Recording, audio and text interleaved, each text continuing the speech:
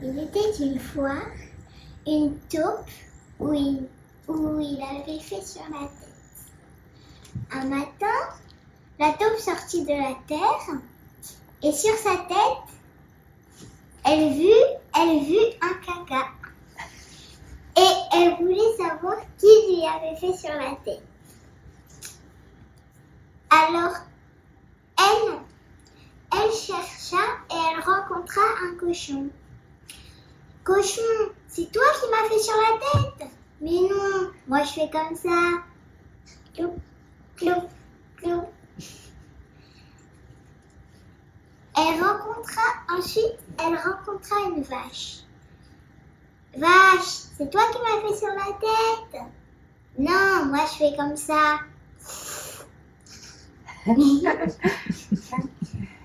Elle rencontra une chèvre et dit, chèvre, c'est toi qui m'as fait sur la tête? Non, moi je fais comme ça. Cloc, cloc, cloc, cloc, cloc. Elle rencontra des mouches. Et les mouches sentirent le caca qu'il avait sur la tête. Et dit, c'est un chien qui t'a fait sur la tête. Il alla voir le chien du boucher et dit, et fait caca sur la tête et il lâcha une toute petite noisette de caca. Alors, il repartit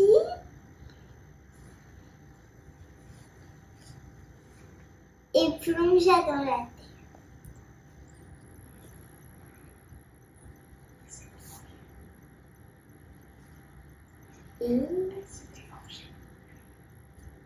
Et elle s'était mangée. Oui. Elle s'était mangée en mettant une petite crotte sur la tête du chien.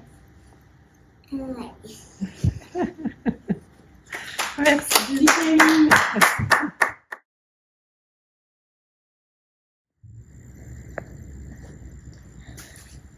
C'est l'histoire de Noé.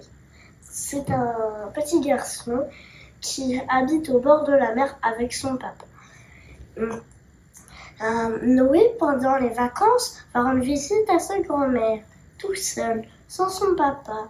Son papa va travailler. Et son papa le dépose chez sa grand-mère. La maison de sa grand-mère, c'est une petite île battue par les vents où les brins d'herbe poussent couchés. La mer elle est grande, juste à côté. Seuls les mois viennent rendre visite à grand-mère. Elle est petite, sa maison. Noé sait pas ce qu'il pense de grand-mère. Elle prépare de la soupe aux algues et elle met ses dents dans un verre pour dormir la nuit. Les couvertures grattent. Du coup, Noé, Noé, un jour, il a eu envie d'explorer un peu. Parce que sa mamie, elle n'a jamais le temps de faire quelque chose. Elle est toujours occupée à une chose ou une autre. Du coup, Noé est en train d'explorer. Il saute de rocher en rocher. Là, il voit quelque chose briller. Il va vers la chose et là, il voit un grand rocher creux avec des postes. Il explore tout le rocher. Ce rocher devient pour lui une grotte super. Ok? Mais là, des nuages noirs, de gros nuages noirs apparaissent dans le ciel. Noé ne s'en rend pas compte. Et là, la pluie ruisselle sur la grotte.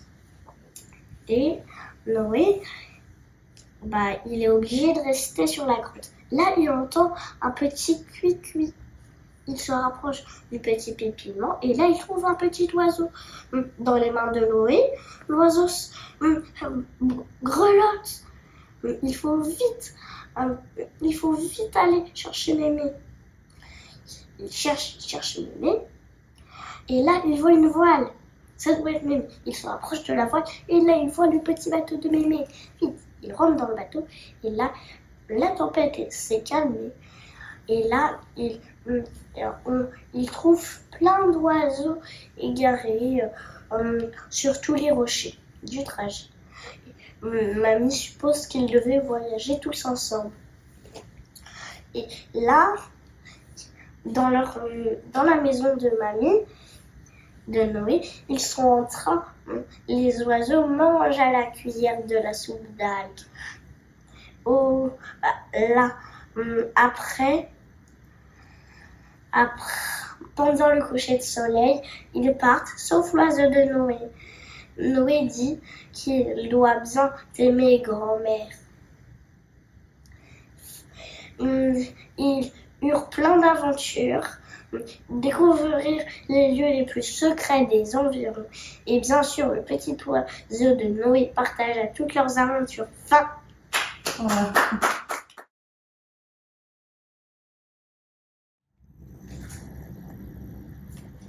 Il était une fois un charmant petit village dans la vallée. Ce petit village était entouré de montagnes avec des sapins, et puis on voyait les troupeaux paître dans les prés.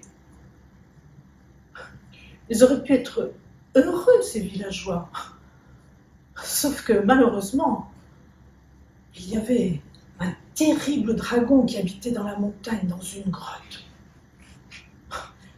Et ce dragon, une fois, 2 fois par an, descendait dans la vallée et, en colère, il crachait des flammes et puis il piétinait tout. Il piétinait les cultures, il était enragé. Les villageois, effrayés, se cachaient dans les maisons, dans les caves. Et puis le dragon, quand il avait terminé sa crise de colère comme ça, eh bien, repartait dans la montagne, repartait dans sa grotte. Et les pauvres villageois ressortaient et là constataient les dégâts, les cultures abîmées, les portails éventrés, désespérés. Voilà, donc cette paix qui aurait pu rester comme ça dans ce village, eh bien, était perturbée par ce méchant dragon qui avait des écailles épouvantables, piquantes. Oh, il était horrible. Et puis, un beau matin, un villageois aperçoit sur le chemin qui menait au village, il entend siffler. Et puis, qu'est-ce qu'il aperçoit? Il aperçoit Pierre. Pierre, c'était un ménestrel que tout le monde connaissait. Et puis, il se promenait comme ça de village en village. Alors, tout le monde accourt vers lui, bien sûr. Et puis, le salue, parce qu'on l'aimait beaucoup. Et puis, Pierre, quand il est là, on sait qu'il vient pour enchanter les soirées. Voilà, donc, et le premier soir, bien sûr, on partage un moment avec lui, autour du feu, où il raconte ses histoires, il chante, on raconte des blagues, et puis on se raconte plein de choses. Et puis, la confiance aidant, le temps venant, Pierre sent qu'il y a un petit malaise chez les villageois. Donc là, un villageois lui fait part de ce dragon là, méchant là, qui vient les embêter régulièrement. Pierre écoute et ne dit rien. Mais le lendemain matin, de bonne heure, on voit Pierre avec une charrette à bras qui s'en va et qui se déplace et qui sort du village. Alors, tout le monde regarde, intrigué, mais enfin, où va-t-il comme ça? Et puis, vers midi, on le revoit à nouveau revenir avec sa charrette à bras, chargé d'un bric-à-brac. Et là, tout le monde comprend qu'il est allé à la décharge qui se trouve à la sortie du village. Et là, il a entassé une quantité d'ustensiles, de choses complètement hétéroclites. Enfin, alors tout le monde se regarde, interrogatif, mais qu'est-ce qu'il fait? Et puis là, avec sa charrette, le voilà qui part chez le maréchal Ferrand. Et tout l'après-midi, on entend des coups de marteau. Bam, bam, bam. Et toujours, on ne sait toujours pas ce qu'il fait. Oh, les villageois sont très très intrigués. Et puis, toute l'après-midi, toute la soirée, on entend ces coups de marteau. Et puis ces bruits de métaux. Et le lendemain matin, tout le monde est surpris de voir devant la cabane du maréchal Ferrand une immense machine bizarre et étrange, avec une grande manivelle, un énorme entonnoir. Alors on se dit, mais qu'est-ce qu'il nous a fait, Pierre? Qu'est-ce que c'est que ça? Et alors là, Pierre interpelle les villageois. Qui veut m'aider là? J'ai besoin de quelqu'un, cette machine est très très lourde, mais j'ai besoin de quelqu'un qui m'aide à la pousser là-haut dans la montagne, devant la grotte du dragon. Quand les villageois entendent grotte du dragon, tout le monde est complètement effrayé. Alors l'un dit, ah non mais moi je ne peux pas, on m'attend au champ. L'autre dit, moi je dois les soigner, mes bêtes, mes poules. Et tout le monde se sauve. Seul un vieillard sur sa canne, Ernest, reste et dit, moi Pierre, je veux bien aller t'aider. Moi je n'ai pas peur. Et les voilà, tous les deux, Pierre, Ernest, poussant cette énorme machine qui avait été mise sur des roulettes et qui pousse pour l'amener vers la grotte. Il y a une énorme pente pour longer là, pour aller vers la grotte, pour longer la montagne. Alors ils doivent s'arrêter souvent. Ils ont chaud, ils s'essuient le front. Et puis courageusement, ils repartent. Et ils poussent. Et enfin, les voilà arrivés devant la grotte du dragon. Là, Pierre installe sa machine. Ernest se met un petit peu à l'écart, parce qu'il était très très vieux. Il était vraiment essoufflé. Et Pierre se met à lancer et à tourner la manivelle. Voilà, très fort. Et un tour, 2 tours, 3 tours. Et tout à coup, là-haut, parce qu'il y avait l'entonnoir, au bout de l'entonnoir, qu'est-ce que l'on voit sortir? Un joli baiser rose qui s'envole dans le ciel. Et Pierre continue à tourner. Et il tourne. Et puis encore un autre. Et puis un autre. Et là, il y a un baiser qui rentre dans la grotte du dragon. Et là, on entend le dragon qui fait et il grogne, il gémit parce qu'il y a un intrus qui rentre dans sa grotte. Mais Pierre ne se décourage pas, il continue. Il tourne la manivelle. Et là, ce sont 2, 3, 4, 5, 6 baisers qui rentrent à nouveau dans la grotte. Et là, le dragon continue à gémir. Mais ces gémissements, ils sont en train de s'atténuer tout doucement. Jusqu'à ce que... on ne l'entend plus du tout. Parce qu'il y a plein de baisers qui sont rentrés dans la grotte. Et là, c'est le silence, on n'entend plus rien. Alors tout le monde entend. Et tout à coup, on entend... Pam. Et là, c'est le dragon qui est en train de sortir de la grotte. Donc, Pierre et Ernest sont là, ils attendent. Voyons, qu'est-ce qui va se passer? Et là, sort le dragon, mais qui est complètement métamorphosé. Avant, c'était un dragon très laid, avec des piquants. Et là, il a une magnifique carapace vert luisant. Et son regard semble s'être adouci. Parce que Pierre, il avait bien compris une chose que les villageois n'avaient pas compris. C'est que ce dragon, il était seul, il était triste. Et comme il était seul et qu'il était triste, eh bien, il se mettait en colère. Et quand il se mettait en colère, eh bien, il avait envie de tout détruire sur son passage. Alors là, Pierre lui dit, mais viens avec nous au village, descends avec nous au village. Et les voilà, tous les trois, Ernest, Pierre, le dragon, qui descendent la montagne pour aller vers le village. Les villageois aperçoivent ce trio qui descend la montagne. Et alors là, à nouveau, tout le monde, complètement effrayé, ils se disent, cachons-nous, voilà le dragon qui arrive. Donc on se cache dans les caves, dans les greniers. Même les chiens dans leurs niches sont complètement terrorisés. Les poules se sauvent. Arrivé dans le village, bien sûr, c'est le silence absolu. Et puis quand même, il y a toujours quelques curieux, quelques courageux qui se disent, mais c'est pas comme d'habitude, le dragon il ne crache pas de feu. Alors donc là, il y a un enfant qui sort, et puis qui s'approche, et puis qui touche le dragon.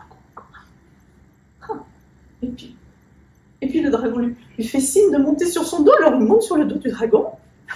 Et puis un autre enfant qui, à nouveau, c'est chouette. Voilà. Et puis ainsi de suite, plein d'enfants qui viennent jouer avec le dragon et s'amuser sur son dos. Alors là, les adultes n'en croient pas les yeux. Alors donc là, un adulte qui sort, puis un autre. Et puis là, Pierre me dit, mais venez tous. Voilà, et depuis, le dragon vit avec les villageois et il les aide beaucoup au champ. Il les aide à porter des choses lourdes qu'ils ne pouvaient pas porter avant. Et voilà, voilà comment quelques baisers peuvent transformer le monde.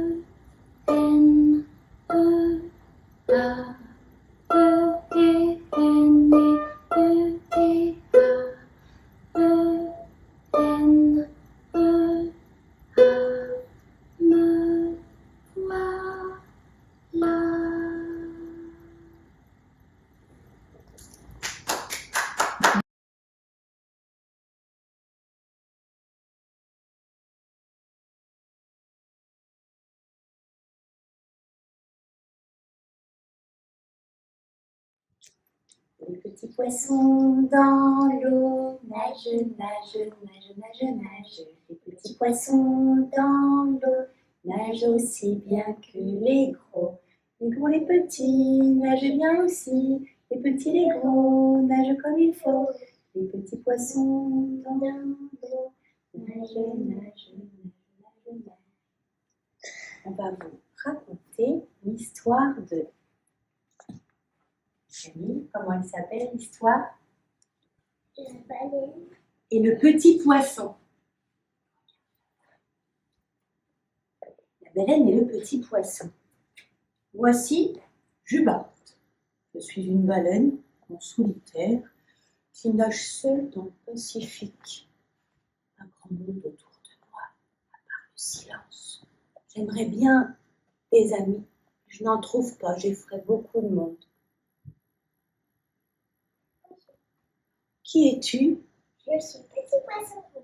Petit poisson rouge? Petit poisson rouge, je ne t'effraie pas? Non? Tu voudrais bien jouer avec moi? Oui. Un ami, moi qui étais toute seule dans le Pacifique. Tu voudrais jouer avec moi, on pourrait être copains? Oui. C'est vrai? Qui t'appelle Jubarte la baleine. Et toi? petit poisson rouge. Et toi? Moi j'aimerais jouer à un jeu parce que je joue jamais, je suis toute seule, je nage et je ne fais que nager. Cache-cache? Oh oui, je veux bien, c'est la première fois pour moi. Alors, comment on fait? Je compte et tu peux. D'accord, je vais me cacher. 1, 2, 3. Déjà. Trouvé! Oh déjà, mais pourquoi tu m'as trouvé maintenant? Mais tu n'es pas de te cacher. On sait bien que les baleines sont assez grosses et que c'est difficile pour elles de se cacher. Bon. On n'a pas joué très longtemps, alors qu'est-ce qu'on pourrait faire comme jeu si cache-cache? Au loup? Oh, le loup, moi je veux bien être le loup, tu veux bien que je sois le loup? Oui. C'est vrai? C'est parti! 1, 2, 3. Oh, mais pourquoi as-tu peur? Une trop grande bouche, tu vas m'avaler tout cru. C'est bien que les baleines ont de trop grandes bouches. On peut pas jouer à cache-cache, on peut pas jouer au loup, mais Et si on joue à saut de vague? c'est ce que j'allais te proposer. Saut de vague. Bon, alors, moi je te fais sauter, hein, parce que toi tu vas avoir du mal à me faire sauter. Je suis un peu trop large. C'est parti? Tu es prêt? Petit poisson, tu es prêt? Alors, c'est parti, hein, je prends mon plus grand élan. Petit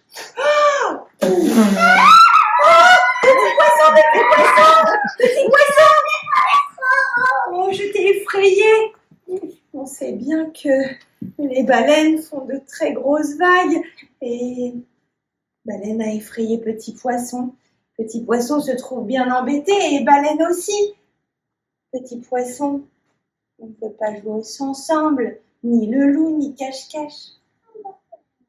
On va être obligé de se dire au revoir parce qu'on ne peut pas jouer ensemble. Au revoir de la nageoire. Moi, je suis bien triste. Je suis Jubarte, je repars dans le Pacifique.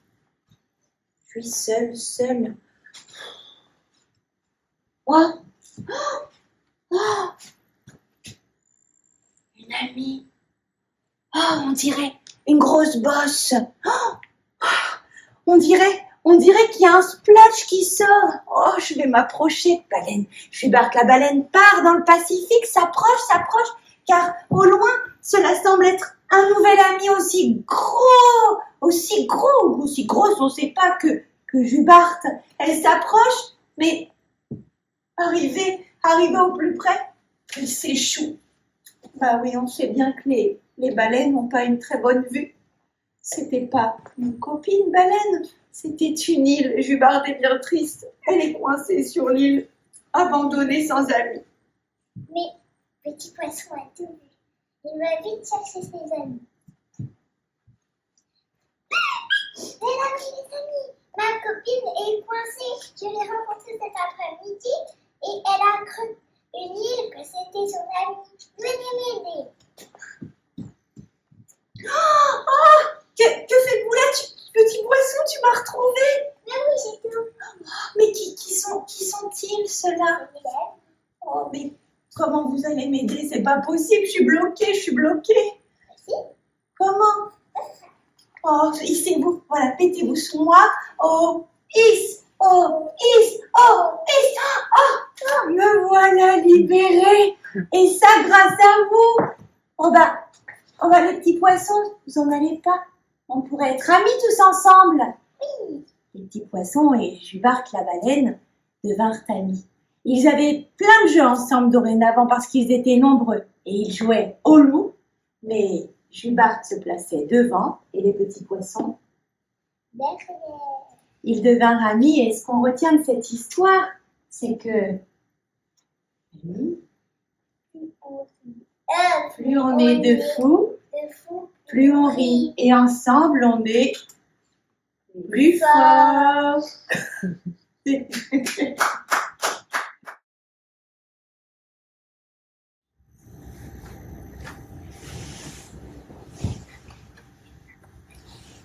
Il était dans le désert blanc, l'immensité de l'Arctique, un petit garçon nommé Akiko.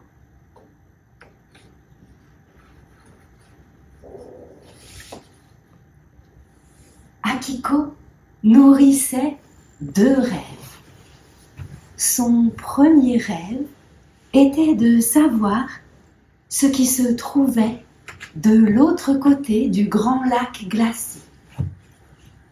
Le second rêve était de savoir s'il deviendrait un jour un grand chasseur comme son père. Il était formellement interdit d'aller de l'autre côté du grand lac glacé. Et Akiko se demandait quand est-ce qu'il allait bien pouvoir avoir des réponses à toutes ces questions. Alors, il décida d'interroger ceux qu'il rencontrerait. Il rencontra tout d'abord le lièvre. Oh, quelle aubaine, se dit-il, avec ses grandes oreilles, il a peut-être entendu quelque chose. Hé, salut le lièvre, toi qui as de grandes oreilles, aurais-tu entendu par hasard ce qu'il y a de l'autre côté du grand lac glacé? Et par hasard aurais-tu entendu si je deviendrais un jour un grand chasseur? Oui, grandes oreilles, j'entends beaucoup de choses, mais je n'ai rien entendu à propos de ces sujets-là. Ben, je te propose d'aller interroger le renard. Il a le nez fin. Akiko trouva que c'était une bonne idée. Le lièvre s'en alla, Akiko continua sa route et alla trouver le renard. Hé, salut renard, dis, toi qui as le nez fin, as-tu senti par hasard ce qu'il y a de l'autre côté du grand lac glacé? Et as-tu senti si je deviendrais un jour un grand chasseur? J'ai le nez fin, en effet. Je flaire toutes sortes de choses, mais enfin, à propos de ces questions-là, je ne sais rien. Je te conseille d'aller trouver la chouette. Elle a une vue imprenable sur toute chose. Elle aura sûrement des réponses pour toi. Akiko trouva que c'était une bonne idée. Alors chacun partit de son côté. Akiko marcha en regardant le ciel, en espérant bien trouver la chouette. Mais il ne la voyait pas. Alors il s'arrêta à un endroit et scruta le ciel. Un moment, la chouette arriva vers lui et se posa près de lui. « Hé, salut la chouette! C'est justement toi que je cherchais. Toi qui vois tout de tout là-haut, as-tu vu par hasard si je deviendrais un jour un grand chasseur? Et as-tu vu de tout là-haut ce qu'il y a de l'autre côté du grand lac glacé? » Oh, je n'ai rien vu de tout cela, absolument rien. Et il est vrai que j'ai une vue imprenable de tout là-haut, mais alors je ne me suis jamais aventuré de l'autre côté du grand lac glacé. Et quant à ta deuxième question, je n'en ai pas la moindre idée. Mais tu devrais probablement aller interroger le morse, car lui connaît le passé. Et la chouette s'envola. Akiko poursuivit sa route pour trouver le morse. Il n'était pas très difficile à trouver le morse. Il se prélassait sur la banquise. « Hé, salut le morse, Dis-moi, est-ce que tu sais, toi qui connais le passé, ce qu'il y a de l'autre côté du grand lac glacé? Et est-ce que tu sais par hasard si je vais devenir un jour un grand chasseur? Oh, je ne sais pas du tout ce qu'il y a de l'autre côté du grand lac glacé. Et tout ce que je peux dire, c'est que par le passé, j'ai rencontré de grands chasseurs et ils te ressemblaient beaucoup lorsqu'ils étaient petits. Mais je n'ai pas d'autre réponse pour toi. Je te conseille d'interroger la baleine. Elle lit dans les cœurs. Akiko pensa que c'était une bonne idée. Alors il s'en alla, laissant le morse se reposer sur sa banquise.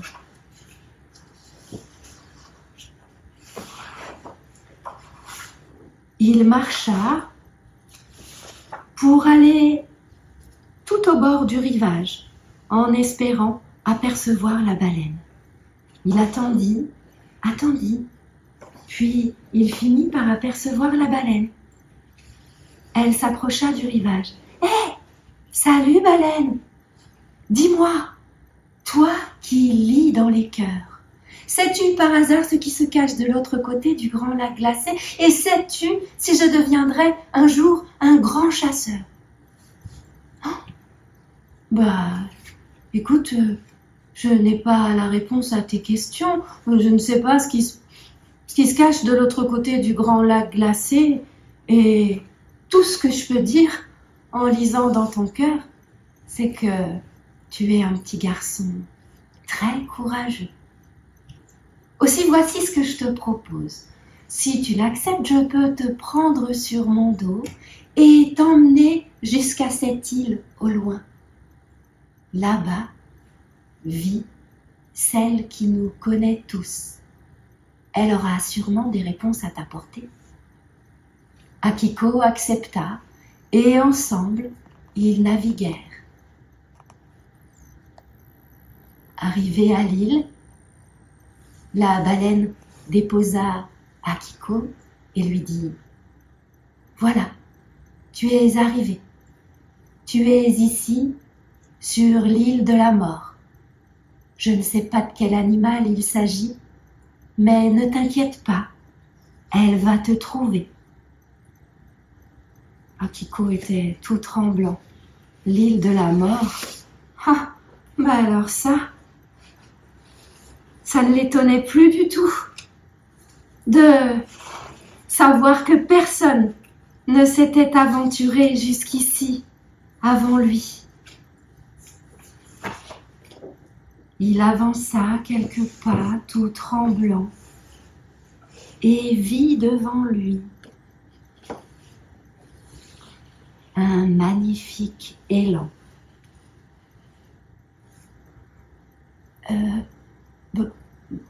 Bonjour, est-ce que...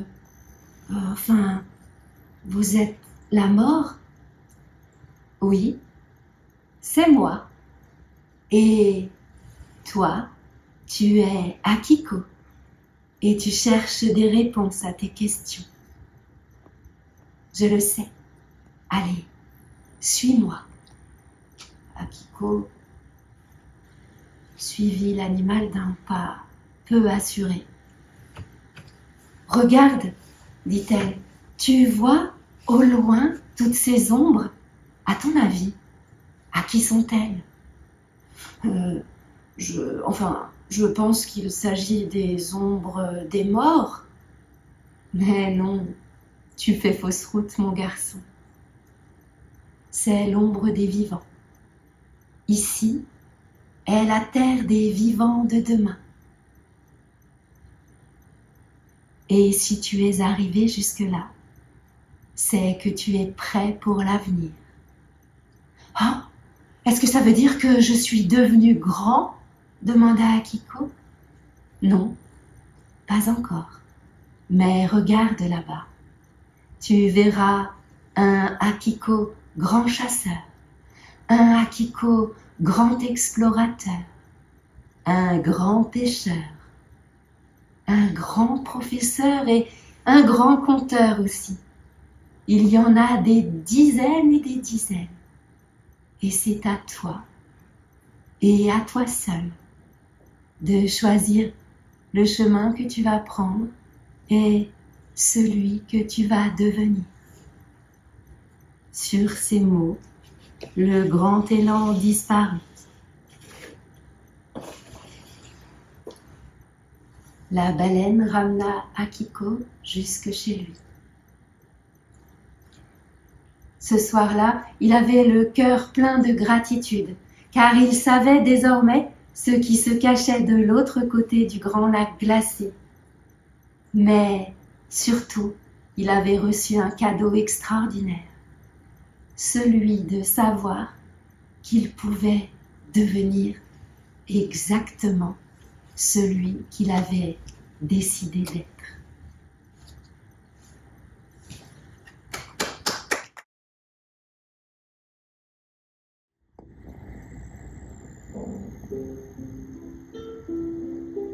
Quand je pleure,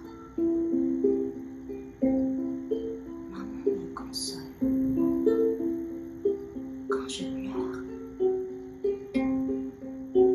maman me prend dans ses bras. Quand je pleure, elle me chante une chanson.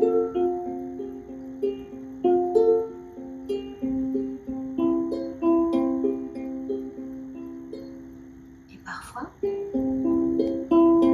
ne me console pas. Alors maman me prend dans ses bras et m'emmène me promener.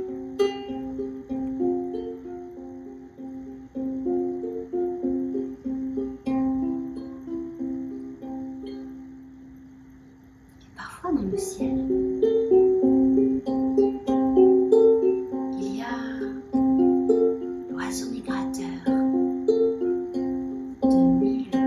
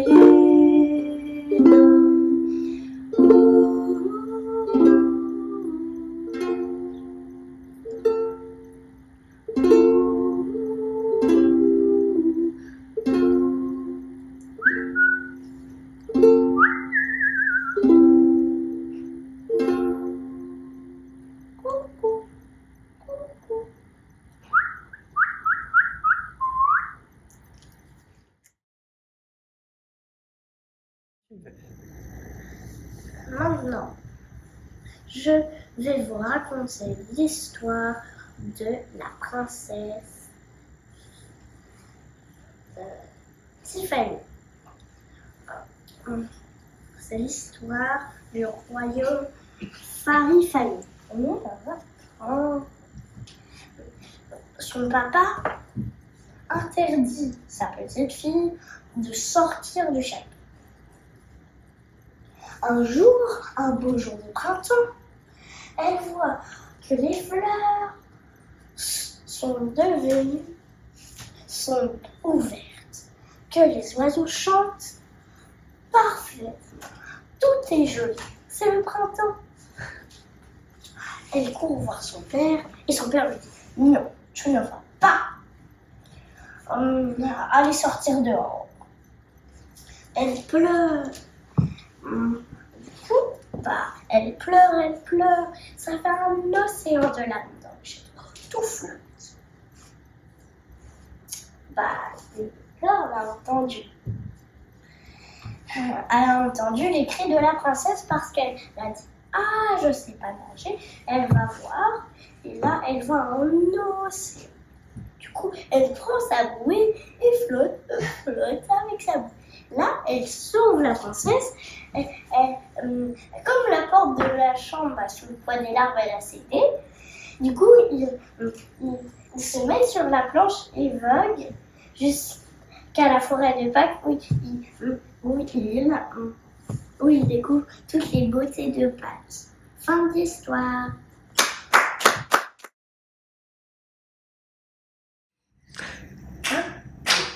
Tous les légumes au clair de lune étaient en train de s'amuser.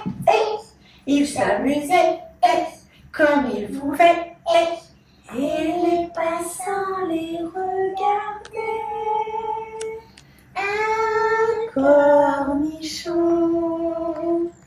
tournait en rond. Un artichaut faisait des petits sauts, Des salsifis passaient sans bruit. et les choux-fleurs se dandinaient avec ardeur. J'adore.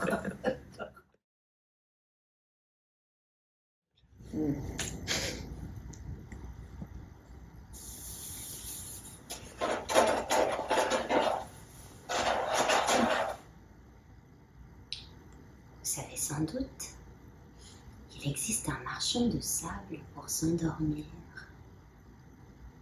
Vous le savez, n'est-ce pas? C'est lui qui vient au crépuscule, à l'heure entre chien et loup, juste avant la tombée du jour. C'est lui qui vient avec un grand seau rempli de sable d'or.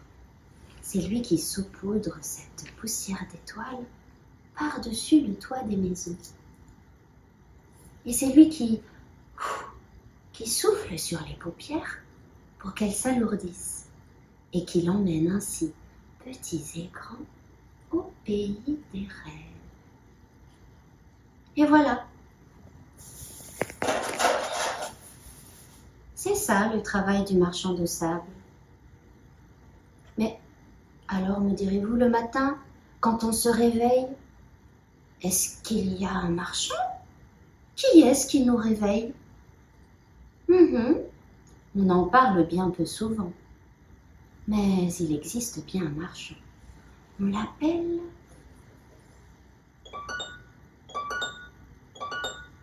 le marchand de sons.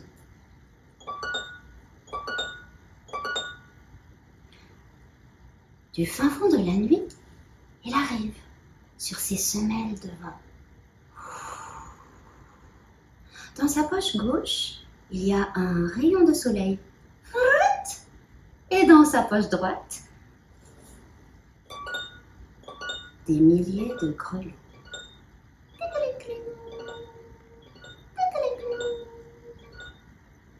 Oh, on l'entend à peine. Sa chanson est toute douce et toute discrète, car il ne veut pas effrayer les enfants qui dorment. Il veut les réveiller délicatement.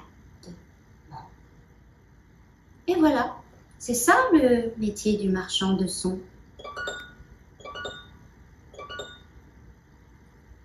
Mais voilà, il y a très très longtemps, le marchand de sons et le marchand de sable étaient ennemis. Ils n'arrêtaient pas de se chamailler, de se disputer. Et est-ce que vous savez pourquoi? Non? Toujours la même histoire. Pour une question de territoire. Le marchand de sable disait « Marchand de son, tu arrives beaucoup trop tôt le matin. Regarde, les enfants ont encore envie de dormir. » Et le marchand de son de répliquer « Non, non, non, non, non, non, non, non, non. Marchand de sable, tu exagères. Il faut bien que ces enfants se réveillent, qu'ils s'habillent, qu'ils prennent leur petit déjeuner, qu'ils mangent un bon croissant, des céréales, des fruits, du lait, des jus de fruits. Et qu'ils sortent s'amuser, jouer, rire, chanter, découvrir le monde.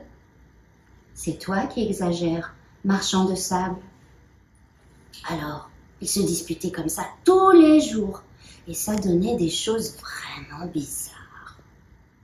Parfois, la journée durait 3 secondes, et la nuit durait très, très, très, très longtemps.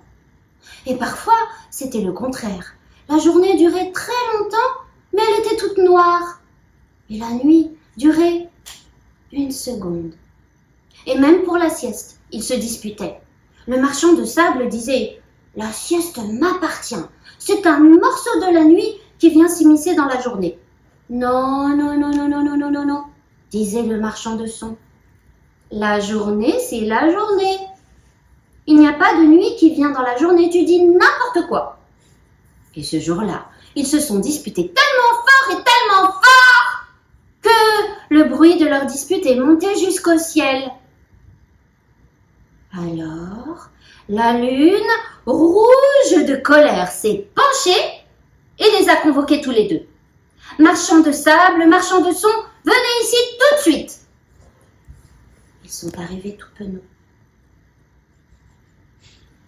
« Marchand de son et marchand de sable, ça suffit vos disputes. J'en ai assez de vous entendre. À partir d'aujourd'hui, je décide de couper la journée en 2. 12 heures pour le marchand de son et 12 heures pour le marchand de sable. Et que je ne vous entende plus. »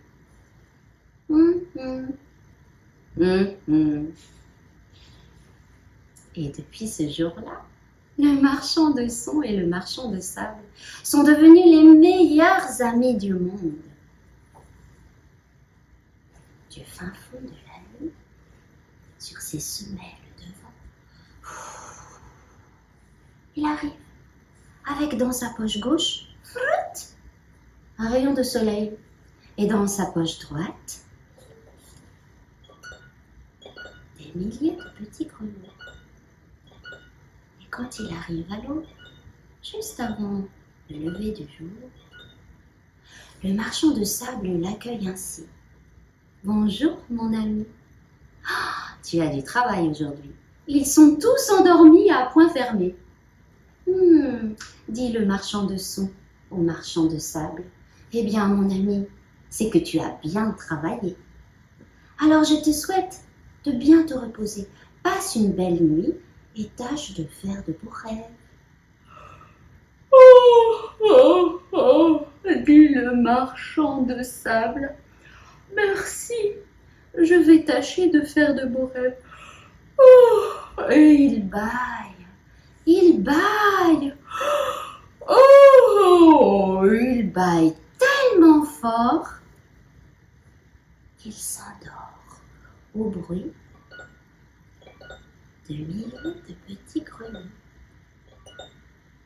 Et voilà, mon histoire est finie.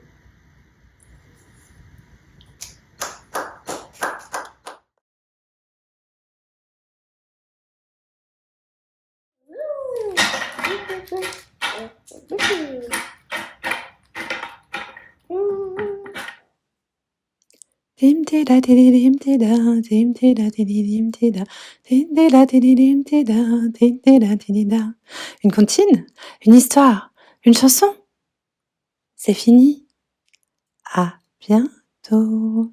Dim tida tidi dim tida, dim tida tidi dim tida, dim tida tidi dim tida, dim tida tidi dam.